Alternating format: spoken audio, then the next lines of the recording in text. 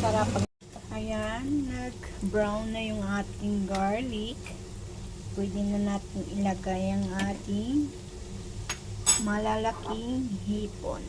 Ayan.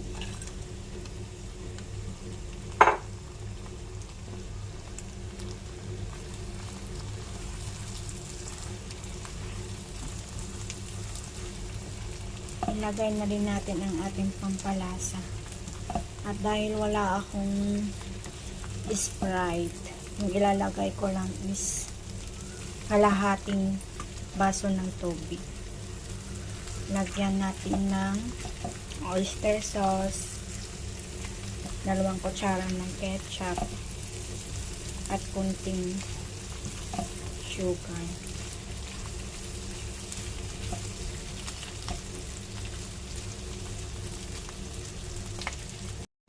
Ito na yung ating butter garlic shrimp, guys.